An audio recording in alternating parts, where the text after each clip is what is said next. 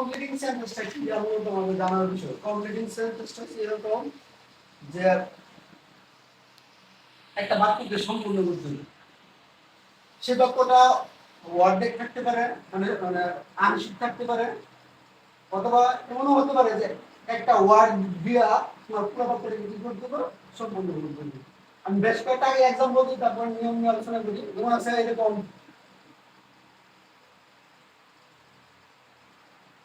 It is time, পরে একটা শূন্যস্থান দেওয়া থাকে।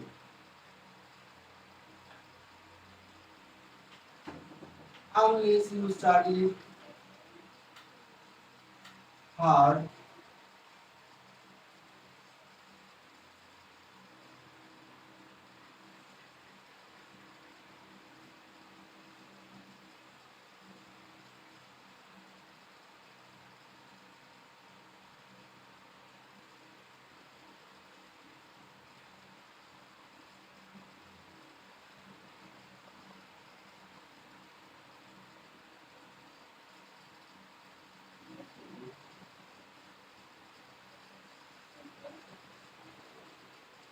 এরকম শূন্যস্থান থাকে। অর্থাৎ তোমার একটা বাক্যের অর্ধাংশ আংশিক থাকে আর আংশিক কি করতে হয়, বসাতে হয়। সেটা হতে পারে এরকম একটা, শুধুমাত্র একটা ওয়ার্ডও হতে পারে যে পুরো বাক্যটা বলা আছে, শুধুমাত্র শেষে গিয়ে কি করতে হবে, একটা ওয়ার্ড যুক্ত করতে হবে, এরকম থাকতে পারে। অথবা তোমার কোনো একটা বাক্যের অর্ধাংশ থাকতে পারে, আংশিক থাকতে পারে, বাকি অংশটা তোমার কি করতে হবে, সম্পূর্ণ করতে হবে। সেক্ষেত্রে তোমার কিছু নিয়ম কানুন রয়েছে, পাশাপাশি তোমার তো অবশ্যই ইংরেজি যে বাক্যগুলো থাকবে সেই বাক্যগুলোর অর্থ তুমি যদি খুব ভালোভাবে বুঝতে পারো তাহলে এগুলো খুব সহজ করা যায়।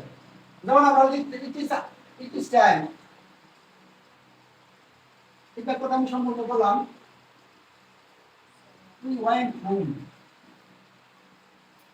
আর দ্বিতীয় যে বাক্যটা আছে এটা আমরা সম্পূর্ণ করলাম, ইউ উইল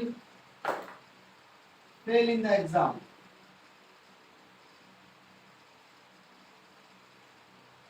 তৃতীয় যে বাক্যটা আছে শুধু আমরা এখানে দিলাম,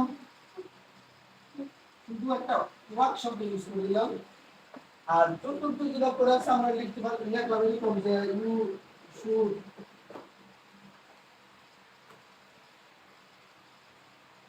মিস দ্য ট্রেন।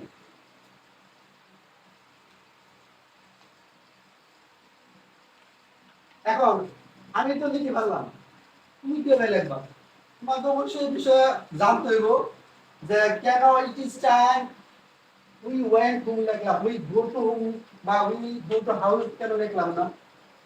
এই বাক্যে unless you study hard you will fail in the exam, এই বাক্য কেন লিখলাম? অন্য কিছু কেন লিখলাম না? বা এই বাক্যে লিখলাম he is too work, too weak to work, তো এখানে উইক হবে, টু উইক টু ওয়ার্ক। আমরা শুধুমাত্র দেখি এখানে একটা ওয়ার্ক, একটা শব্দ কি করতে পারি এখানে ব্যবহার করছি, তাহলে বুঝতে হবে যে তোমার কমপ্লিটিং সেন্টেন্স করতে গেলে শুধুমাত্র পরিপূর্ণ একটা বাক্য বসবে এরকম না, তোমার বাক্যের কিছু অংশ বসতে পারে, সেক্ষেত্রে একটা একটা বা একের অধিক ওয়ার্ডও বসতে পারে। মূল কথা হলো যে কমপ্লিটিং সেন্টেন্সে যে অর্ধেকটা সেন্টেন্স থাকতে পারে, বাক্যের অর্ধাংশ থাকতে পারে, বাক্যের আংশিক অংশ থাকতে পারে, সেগুলোকে আমাদের রুল অর্থাৎ নিয়ম অনুসারে সেই বাক্যগুলো তোমাদের কি করতে হবে, সম্পূর্ণ করতে হবে। আমি যেহেতু চারটা বাক্য লিখছি, আজকে এই চারটা বাক্য কিভাবে করলাম, এই চারটা বাক্যের নিয়ম আমরা আজকে কি করবো, আলোচনা করবো। নতুন যে ইট ইজ টাইম আছে, এই রুলটা নিয়ে আমরা আলোচনা করি। এটা বেশিরভাগ অনেক বোর্ডে এই ইট ইজ টাইম এটা কমন আসে, খুব ইম্পর্টেন্ট, মনে রাখবা। আমরা নিয়মটা ইংলিশে লিখে দিই, ইট ইজ টাইম, প্রথম যে রুলটা, রুল 1 এ ইট ইজ টাইম অথবা it is high time, it is time অথবা ইট ইজ কি হাই টাইম, তুমি মুখস্থ রাখতে পারো। It is time, it is high টাইমের পরে তোমার সাবজেক্ট বসবে, সাবজেক্টের পরে ভার্বের পাস্ট ফর্ম করে বিটি বসবে বাকি অংশ। এটা সবসময় মনে রাখবা যে ইট ইজ টাইম অথবা ইট ইজ হাই টাইম, এই যদি থাকে কোন বাক্যের মাঝে, তাহলে এরপরে আমরা সাবজেক্ট বসাবো, সাবজেক্ট হলো মূল ভার্বের পাস্ট ফর্ম বসাবো, পর বাকি অংশটা আছে। যেমন আমরা লিখলাম একটা ইট is time we went to, এই বাক্যের অর্থ হচ্ছে এরকম যে আমাদের বাড়ি যাওয়ার এখনই কি সময়, উপযুক্ত সময়, বা এখনই সময় আমাদের বাড়ি যাওয়ার। এরকম যে তুমি যদি ওয়েন্ট টু না দেওয়া যেতে পারো, we went to Dhaka, Dhaka যাওয়ার একমাত্র সময় বা উপযুক্ত সময়। এখানে আমি উই ইউজ করছি, তুমি আই ইউজ করতে পারো, যে I went to Dhaka, I want to Dhaka, কিন্তু বাক্যটা পাস্ট টেন্সে হইতো, এটার উপর বড় কথা যে ইট is time we went to Dhaka, আমাদের ঢাকা যাওয়ার এখনই কি সময়, উপযুক্ত সময়। বাট আমি যদি এরকম লিখি আই ওয়ান্ট টু ঢাকা, তাহলে আমার আমার ঢাকা যাওয়ার কি এখনই উপযুক্ত সময়। অর্থাৎ তোমার তুমি যাই লেখো না কেন বাক্যটা কি দেব, past tense, past indefinite tense হইতো, কি টেন্স দেব, পাস্ট ইন্ডিফিনিট টেন্স। তুমি উই লিখতে পারো, আই লিখতে পারো, ইউ লিখতে পারো, দে লিখতে পারো, ওয়েন টু ঢাকা লিখছি, তুমি এটা না না লিখে অন্য বাক্য লিখতে পারো, ঠিক আছে, অথবা এরকম লিখতে পারো। এই एग्जांपल আমি একটা एग्जांपल দেই, ইট ইজ টাইম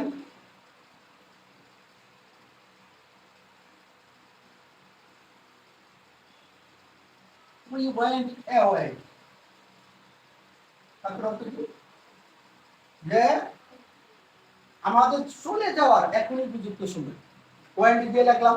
আমরা রান অ্যাওয়ে দিতে পারি, রানের পাস্ট হচ্ছে রেন, তো উই রেন অ্যাওয়ে, আমাদের পালিয়ে যাওয়ার কি এখনই উপযুক্ত সময়।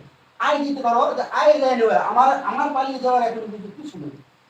অর্থাৎ এই বাক্যটাকে ইট ইজ টাইম বা ইট ইজ হাই টাইম যখন থাকবে, এরপরে আমরা সাবজেক্ট বসাবো, সাবজেক্টটা তোমার ইচ্ছা মতো বসাইবা, তারপরে মূল ভার্বে পরে যে ভার্বটা বসাইবা সেই ভার্বটার পাস্ট ফর্ম বসাই দেবে, আর পর বাকি অংশ বসাইবা তোমার ইচ্ছা মতো, কিন্তু বাক্যটার অর্থের সাথে কি থাকতে হবে, মিল থাকতে হবে। মূলটা ওটা বসাইলে কিন্তু আর হবে না।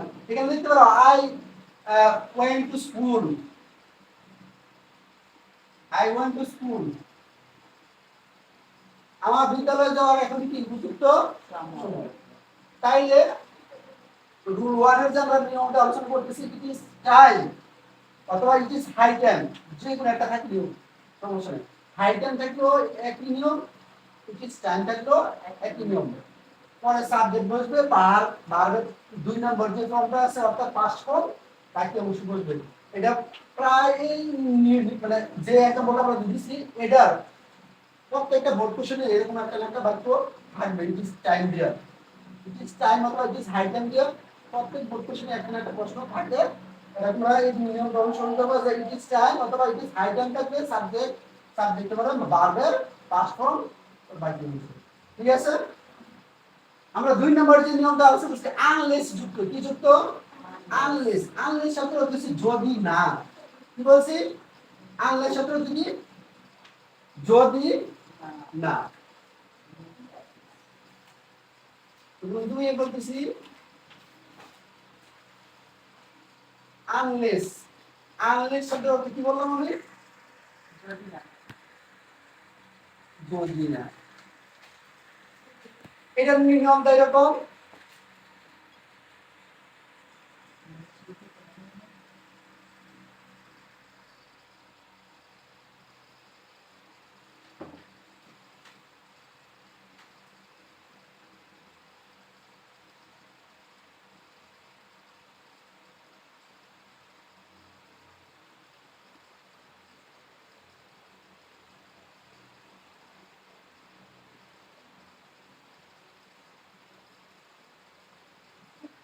আমি লিখে দেই ফিউচার টেন্স।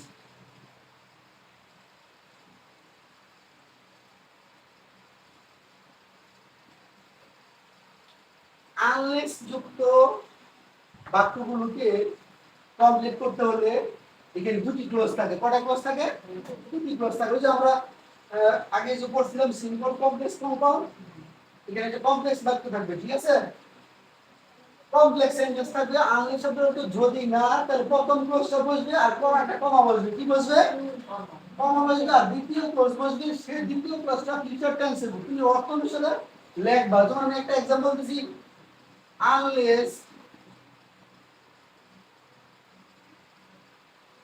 স্টাডি হার্ড বা ইউ স্টাডি অ্যাটেন্টিভলি লিখতে পারো।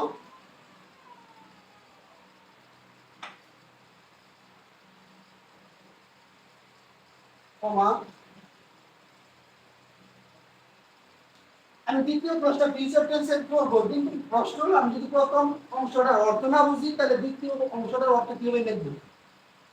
Unless you study attentively, attentively অর্থ হচ্ছে মনোযোগ সহকারে নিয়মিতভাবে, বলতেছে আনলেস যদি না ইউ স্টাডি তুমি পড়াশোনা করো অ্যাটেন্টিভলি নিয়মিতভাবে বা মনোযোগের সহিত, যদি তুমি মনোযোগের সহিত পড়াশোনা না করো, অর্থটা হচ্ছে এরকম যে যদি তুমি পড়াশোনা মনোযোগ সহকারে না করো তাহলে তুমি কি করবে, তুমি পরীক্ষায় ফেল করবে। একটা এক্সাম্পল দিতে পারি, তুমি পরীক্ষায় ভালো মার্ক পাবে না, দুইটা বাংলাকে বলি তারপরে ইংরেজি, তুমি ভালো রেজাল্ট করতে পারবে না, ঠিক আছে। তিনটা এক্সাম্পল দিলাম আমরা, দুইটা এক্সাম্পল, একটা এক্সাম্পল আমরা ইউজ করছি, আর একটা এক্সাম্পল দিতে পারি যে you will not you will not you will not get a good result, get a good result।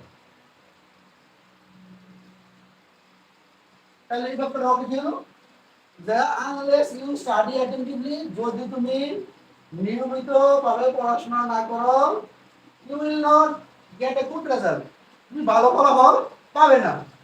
এটা একটা স্টাডি দিয়ে দিলাম। যদি এরকম হতো যে আমি যেটা লিখবো বোর্ডে তো আর এরকম আসবে না, আমার আমার মতন কি সব আসবে, সব আসবে না। তাহলে এরকম যদি হয়, আমি আরেকটা এক্সাম্পল দিই, unless you work hard, unless you work hard, আমরা কি লিখতে পারি, ব্যাপারটা অর্থ হচ্ছে যদি না তুমি কঠোর পরিশ্রম করো, অর্থাৎ যদি তুমি কঠোর পরিশ্রম না করো তাহলে তুমি কি, তুমি জীবনে উন্নতি করতে পারবে না। একটা লিখতে পারি আমরা, you will not shine in life লিখতে পারো, অথবা prosper in life লিখতে পারো। হ্যাঁ, prosper লিখতে পারো অথবা shine, prosper in life, ঠিক আছে। এখানে prosperটা হচ্ছে তোমার মূল ভাগ। তাহলে আমি বলছি যে ফিউচার টেন্স, এটা বেশিরভাগ ফিউচার ইন্ডিপেন্ডেন্ট টেন্স হচ্ছে, আর উইল বসলে আবার অনেক সময় উইল শেল না বসে ক্যান বসতে পারে, ঠিক আছে। কেন কিন্তু ফিউচার টেন্সের কি একটা মডাল অক্সিলারি না, তাহলে কেন বসতে পারে, you can not prosper in life, এর করে এমনি লিখলেও কিন্তু হবে যে you can not prosper in life, you can not prosper in life লিখতে পারবো, অথবা you will not prosper in life, দুটোই কি হবো সঠিক। তাহলে বুঝাতে পারলাম আনলেস শব্দ দিয়ে কি বোঝায়, আর অর্থ হচ্ছে যদি না, আর আনলেস এর পরে যে ক্লজটা থাকবে এরকম ক্লজ থাকতে পারে, আর এরপরে যে আমরা একটা কমা বসাবো, কমা বসানোর পর দ্বিতীয় ক্লজ লিখবো, সেটা ফিউচার টেন্সে থাকবে। কি টেন্সে থাকবে, ফিউচার টেন্সে। যে ফিউচার টেন্সে থাকবে আমরা এখানে কি লিখবো সেটা ডিপেন্ড করে এই পাশের বাক্যের অর্থের উপর, ঠিক আছে। এই পাশের বাক্যের অর্থের উপর এই পাশটা ডিপেন্ড করে। তুমি আমার মতো লিখতে পারো এরকম কোনো কথা না, তুমি নিজ থেকেও কিছু বাক্য চেষ্টা করার লেখার জন্য। আমি তো দুটো এক্সাম্পল দিলাম, এরকম আরো এক্সাম্পল আছে দিতে পারবা। নি আগে বাংলা করবা যে এখানে আমি কি বসাবো, আগে বাংলা করবা যে আনলেস ইউ ওয়ার্ক হার্ড, যদি তুমি পরিশ্রম না করো তাহলে কি লেখা যায়। আমি তো লিখলাম you will not prosper in life, তুমি জীবনে উন্নতি করতে পারবে না। আরো কি এক্সাম্পল আছে, এরকম এক্সাম্পল তোমরা নিজে থেকে আগে মাথায় সেট করবা, তারপরে ইংরেজি করবা, ঠিক আছে। আর কমপ্লিট করার ক্ষেত্রে অবশ্যই সহজ বাক্য চেষ্টা করবা, সহজ সহজ বাক্য বা সহজ সহজ ওয়ার্ড দিয়ে কিভাবে কমপ্লিট করা যায় এটা চেষ্টা করবা। কঠিন বাক্যে গেলে তোমার কি হবো, বাক্যগুলো গঠন করতে অসুবিধা হবে, এর জন্য সহজ বাক্যগুলো চেষ্টা করো, ঠিক আছে। বুঝাতে পারছি। তাহলে আনলেস গেলুগা, আর গেলুগা কি, ইট ইজ টাইম। এখন এখন আমরা কি, এখন যে নিয়মটা আলোচনা 3 নাম্বার যে एग्जांपलটা আমরা প্রথমে লিখছিলাম, 3 নাম্বার যে নিয়মটা আমরা আলোচনা করছিলাম সেই নিয়মটা, অর্থাৎ 3 নাম্বার যে বাক্যটা আলোচনা করছিলাম সেটা ছিল এরকম,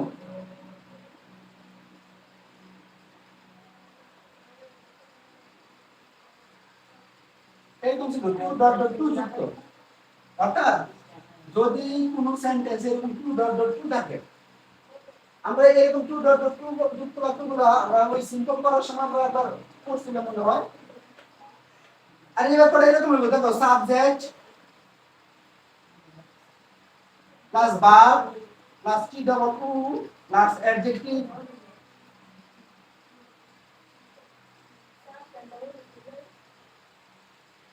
টু আবার হচ্ছে ভার্ব সংগতিপূর্ণ ভার্ব সংগতিপূর্ণ আমরা যদি এটা আলোচনা করি এরকম সাবজেক্ট প্রথমে সাবজেক্ট ভার্ব টু অ্যাডজেক্টিভ পরে টু সংগতিপূর্ণ ভার্ব এরকম থাকতে পারে অর্ধেকটা থাকতে পারে হি ইজ টু পরে আপনার দুটো আছে কখনো থাকতে পারে এরকম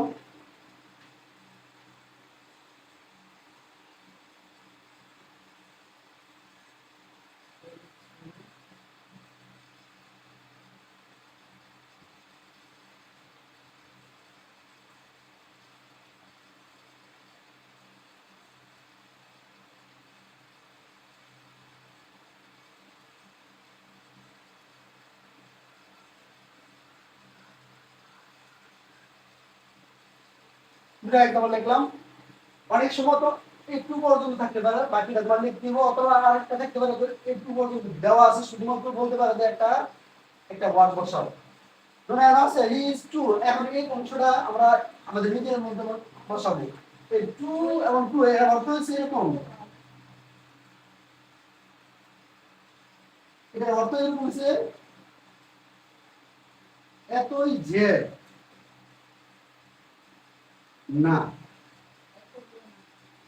তাহলে আমরা লিখতে পারি এরকম হি ইজ টু উইক সে এতই দুর্বল পরে এসে আবার টু হ্যাঁ পরে ওয়ার্ক না দিয়ে আমরা লিখতে পারি যে আগেরবার বারবার ওয়ার্ক দিয়ে একদম বলতেছি কারণ আমরা মুভ নেই মুভ মানে কি নড়াচড়া করা যে সে এতই দুর্বল যে সে নড়াচড়া করতে পারে না আমি কিন্তু টু ডট ডট টু এর অর্থটা এরকম বলছি এতই যে মানে মাঝখানে একটা ডট ডট আছে শেষ অর্থটা এরকম না হতো তাহলে হি ইজ টু উইক সে এতই দুর্বল যে টু মুভ নড়াচড়া করতে পারে না নড়াচড়া করতে পারে না মানে he is too weak to move এর অর্থটা এরকম হচ্ছে যে সে এতই দুর্বল যে নড়াচড়া করতে পারে না সে এতই দুর্বল যে নড়াচড়া করতে পারে এই বাক্যটা আমরা লিখতে হি ইজ টু শর্ট সে এতই খাটো যে কি করতে পারে না কাউ টু রিচ আমরা লিখতে রিচ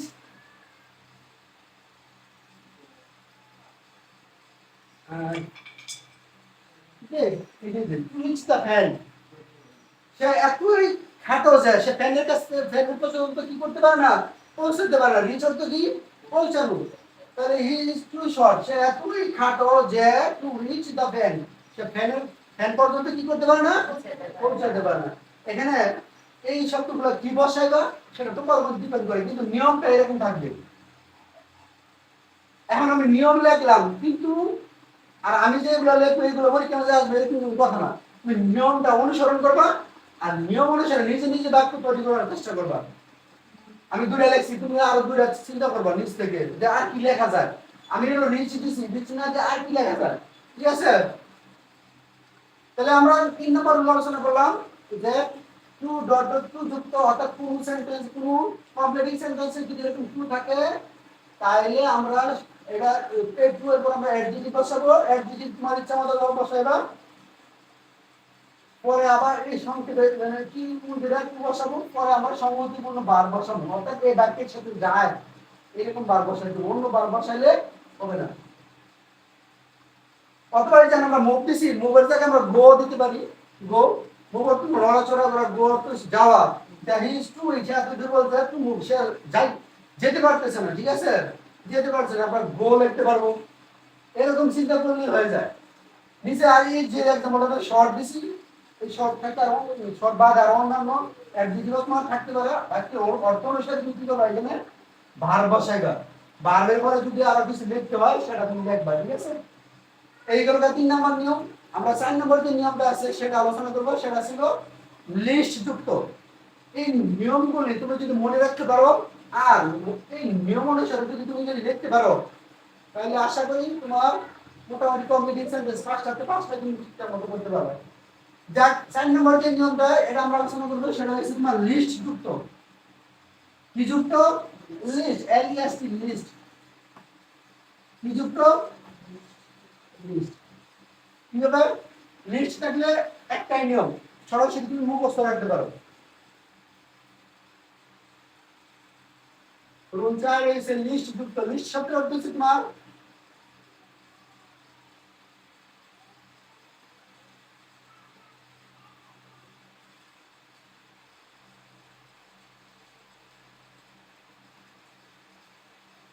লিস্ট শব্দ হচ্ছে পাশে ভয় ভাঙানো মানে কোনো একটা কাজ আমরা যখন করি তখন চিন্তা করি যে যদি দ্রুত দ্রুততার সহিত কোন কাজটা না করি তাহলে হয়তো আমি এই জিনিসটা পাবো না এরকম মানে এটা এক্সাম্পল দেয় দিল্লি বুঝবা তোমার আছে run fast lest you should miss the train কি হয়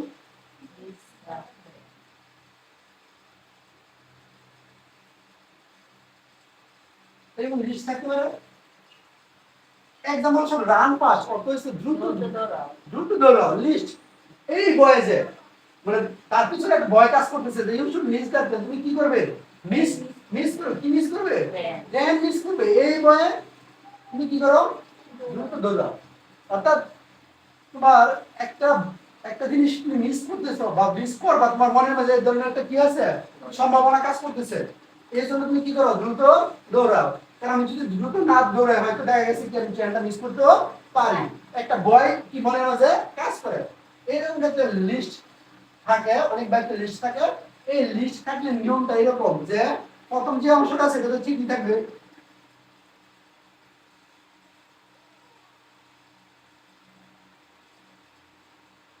লিস্টের পরে অংশটা কি বলবো প্রথম থেকে লিখে দিই প্রথম থেকে লিস্ট পর্যন্ত বসবে এটা তো ঠিক থাকবে হ্যাঁ লিস্টের পরে একটা সাবজেক্ট বসাবো সাবজেক্ট এরপর একটা শুট অবশ্যই একটা কি বসাবো শুট মুখস্থ রাখবা সাবজেক্ট এবং শুট পরে বারের এক নম্বর ফর্ম বাকি অংশ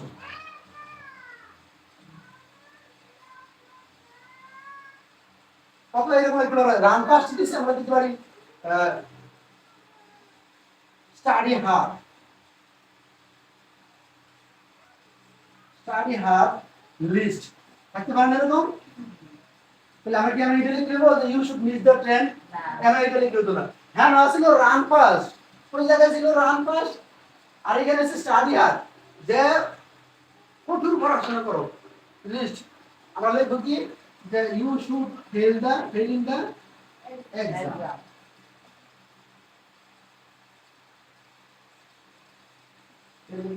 এক্সাম এটা লিখতে হবে কারণ এটা স্টাডির সাথে সম্পর্কিত পড়াশোনার সাথে সম্পর্কিত পড়াশোনার সাথে সম্পর্ক হয়েছে পরীক্ষা পড়াশোনা কম করলে পরীক্ষা ফেল করবে এটা স্বাভাবিক তাই স্টাডি হার্ড লিস্ট কঠোর পরিশ্রম করো কঠোর পড়াশোনা করো লিস্ট এই বয় বা পাশের boy you should fail in the exam যে তুমি কি করবে পরীক্ষায় ফেল করবে এই বয়ে কি করো এই বয়ে তুমি কঠোর পড়াশোনা করো তাহলে আমরা বাক্যের সাথে আগের যে বাক্যটা থাকবে আগের অংশ লিস্টের আগের অংশ সেটার সাথে সামঞ্জস্য রেখে আমরা পরের অংশ লিখি যদি উল্টা পাল্টা লিখি বাক্য হইব আমার নিয়ম অনুসারে তুমি যদি লেখো বাক্য হইব কিন্তু তোমার কি দিত না নাম্বার দিত না কারণ তোমার কি হয়েছে না আগের অংশের সাথে পরের অংশ কি হয় নাই মিল হয় নাই এরকম আরেকটা এক্সাম্পল যদি আমরা দিই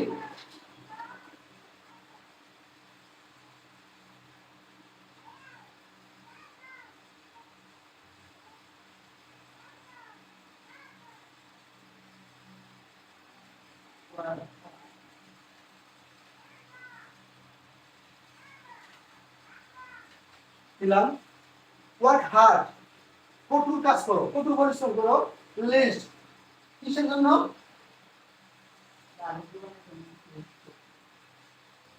ইউ শুড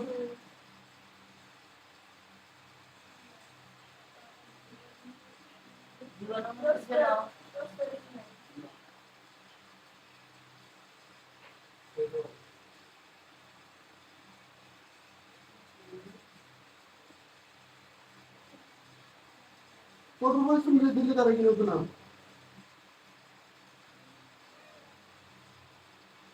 কি দিবা কো লাইভ ইউর লাইভ দাও then what first list you should fail in your life যে তুমি জীবনে ব্যর্থ হবে ঠিক আছে তুমি তোমার জীবনে কি হলো ব্যর্থ হবে এই বয়ে কি করো কঠোর পরিশ্রম করো কারণ আমরা জানি কঠোর পরিশ্রম না করলে জীবনে সফলতা হওয়া যায় না ঠিক না এক্ষেত্রে মনে রাখবা যেহেতু এই বাক্যগুলোতে লিস্টযুক্ত বাক্যগুলোতে আগের অংশ তোমার দেখো প্রথমে কি দিয়ে শুরু হয়েছে তোমার একটা ভার্ব দিয়ে শুরু হয়েছে এখানে এই স্টাডির আগে কিন্তু একটা ইউজ আছে কারণ আমরা জানি যে সকল সেন্টেন্সের শুরুতে ভার্ব দিয়ে শুরু হয় মূল ভার্ব দিয়ে শুরু হয় তার আগে অবশ্যই একটা কি থাকে ইউজ থাকে সেই ইউটা এখানে নাই ইউজ আছে তাই আমরা পরবর্তীতে লিস্টের পরে যে অংশটা লিখবো বেশিরভাগ বাক্যে এরকম আমরা কি লিখবো দিয়ে শুরু করবো কি দিয়ে শুরু করবো দিয়ে শুরু চিনার জন্য যদি মূল ভার্ব দিয়ে শুরু হয় লিস্টযুক্ত বাক্যগুলা তাহলে পরবর্তী অংশে আমরা ইউ দিয়ে কি করবো শুরু করবো ইউর পরে একটা ছুট লিখবো ছুটের পরে আমরা একটা ভার্ব বসাবো যে ভার্বটা এই পাশে আগের যে অংশ রয়েছে সেই অংশের সাথে কি আছে সঙ্গতিপূর্ণ রয়েছে এই চারটা নিয়ম আলোচনা করলাম আমরা আরেকটা নিয়ম আলোচনা করবো এটি শেষ হ্যাঁ আরেকটা নিয়ম আছে এরকম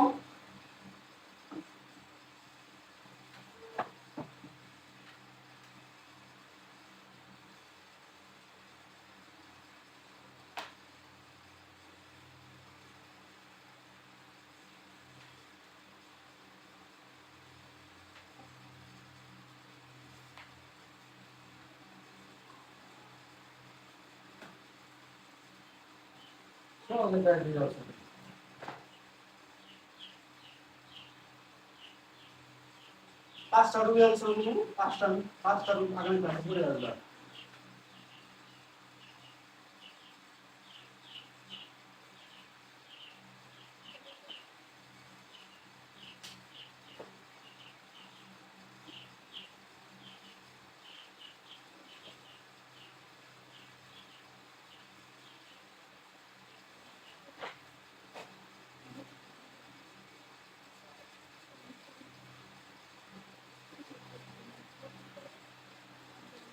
আমরা আরেকটা দিন নিয়ম আলোচনা করছি সেটা হচ্ছে ই plus present indefinite plus future indefinite অর্থাৎ এটা পাক করা ইফ দিয়ে শুরু হবে এবং ইফের পরে যে অংশটা থাকবে সেটা প্রেজেন্ট ইনডিফিনিট টেন্স থাকবে আর আমরা যেটা পরিবর্তন করব বা আমরা লিখব যেটা সেটা হবে ফিউচার ইনডিফিনিট एग्जांपल সাথে দেখতে পারি আমরা এরকম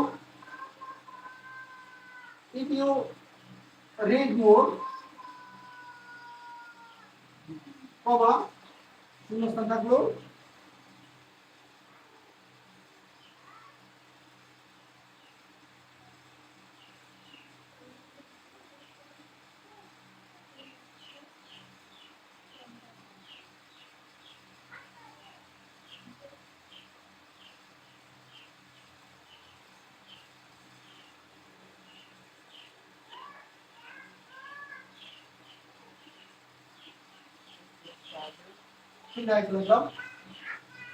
দেখো প্রথমে কি দিয়ে শুরু হয়েছে ইফ দিয়ে শুরু হয়েছে তারপরে আছে প্রেজেন্ট ইনডিফিনিট আছে এই প্রেজেন্ট ইনডিফিনিট আছে দেখো প্রথমে সাবজেক্ট করে মূল ভার্বের প্রেজেন্ট ফর্ম আছে আমি বলছি যে if plus present indefinite plus future indefinite অর্থাৎ তিন চতুর্থ অংশটা যদি প্রেজেন্ট ইনডিফিনিট টেন্সে থাকে তাহলে পরের অংশ যদি আমরা লিখবো সেই বাক্যটা হলো future indefinite tense future indefinite tense গঠন কি সাবজেক্টে করে শ্যাল উইল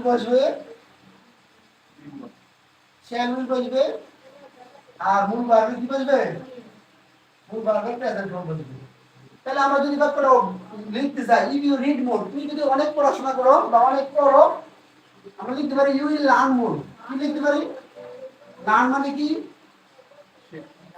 লার্ন হচ্ছে জ্ঞান অর্জন করা লার্ন মোর মানে লার্ন শব্দ হচ্ছে শিক্ষা আমরা লিখতে পারি যে যদি অনেক পড়াশোনা করো বা অনেক পড়ো তাহলে অনেক শিখবে ইফ ইউ রিড মোর যদি তুমি অনেক পড়ো ইউ উইল লার্ন মোর তুমি অনেক শিখবে ইফ ইউ স্টাডি অ্যাটেন্টিভলি যদি তুমি মনোযোগ সহকারে পড়াশোনা করো তাহলে কি করবে ফলাফল করবে you will get a good result You will pass the exam. লিখতে পারো you will pass the exam. তুমি পরীক্ষা পাস করবে। কি লিখতে পারি? You will pass the exam. If you come, যদি তুমি আসো, এই তুমি লিখতে পারো I will go.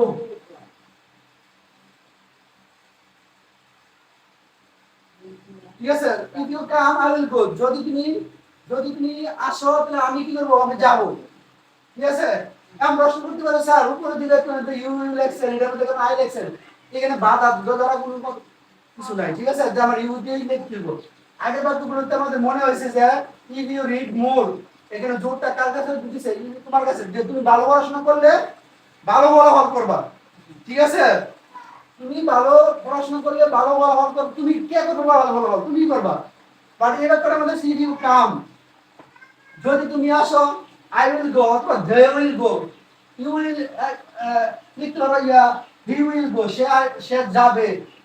এখানে ধরা বাঁধার কোনো নিয়ম নাই যে এখানে ইউ থাকলে এখানে তোমার ইউ বসাইতে হইব, এরকম ধরা বাঁধার নিয়ম নাই। আমরা বাক্যের যে বাক্যগুলো আছে ওই বাক্যের অর্থ অনুসারে যদি আমরা দেখছি যে ইউ যদি বসাই তাহলে বাক্যটা কি হয়? সুন্দর হয়। অন্য বাক্য যদি আমাদের মাথায় আসে অবশ্যই লিখবো। বাট এই ইউ দিয়ে লিখছি তোমাদের মাথায় যদি এরকম সারা আর অন্য কোনো হয়ে থাকে এইগুলো তোমরা লিখতে পারো। এর নির্দিষ্ট কোনো নিয়ম নাই যে তোমার এখানে ইউ থাকলে এখানে তোমার কি করতে পারি? ইউ বসাইতে হবে। ঠিক আছে? তাইলে আর এটাকে বলা হয় একটা, এটাকে বলা হয় কন্ডিশনাল। ঠিক আছে? কি বলা হয়? ইতিহাস যখন ফুল সেন্টেন্স শুরু হয় সেটাকে কন্ডিশনাল বলা হয়। মানে শর্তমূলক বাক্য। কি মূলক বাক্য? একটা শর্ত দিয়েছে, যদি তুমি আসো, এখানে একটা শর্ত রয়েছে যে যদি তুমি আসো, ইফ দিয়ে কি বোঝায়? শর্ত বোঝায়। এটা হচ্ছে ফার্স্ট কন্ডিশনাল। আমরা জানি কন্ডিশনাল চার প্রকার। কত প্রকার? একটা ফার্স্ট কন্ডিশনাল, একটা সেকেন্ড কন্ডিশনাল, একটা থার্ড কন্ডিশনাল, আর একটা হচ্ছে জিরো কন্ডিশনাল। কোন কন্ডিশনাল? Zero conditional. আমরা সাধারণত তিন প্রকারই জানি বেশিরভাগ, কিন্তু জিরো কন্ডিশনাল নামেও একটা কন্ডিশনাল রয়েছে।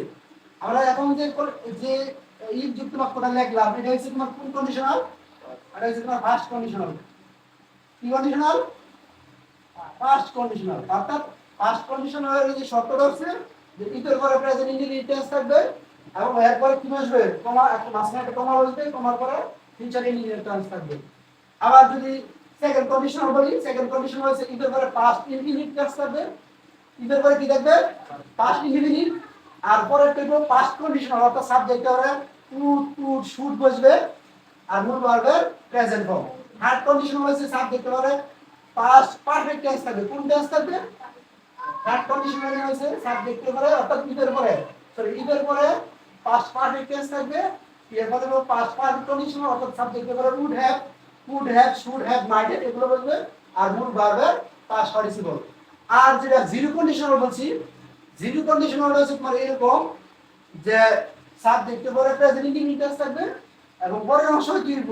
প্রেজেন্ট ইনডিফিনিট দিব। অর্থাৎ এইটা হচ্ছে তোমার এই কন্ডিশনাল হচ্ছে তোমার চিরন্তন সত্য যেগুলো বাক্য রয়েছে সেই বাক্যগুলোর ক্ষেত্রে অথবা হ্যাবিচুয়াল টেক্সট অভ্যাসগত কাজ যেগুলো সেই কাজগুলোর ক্ষেত্রে জিরো কন্ডিশনাল ব্যবহার হয়।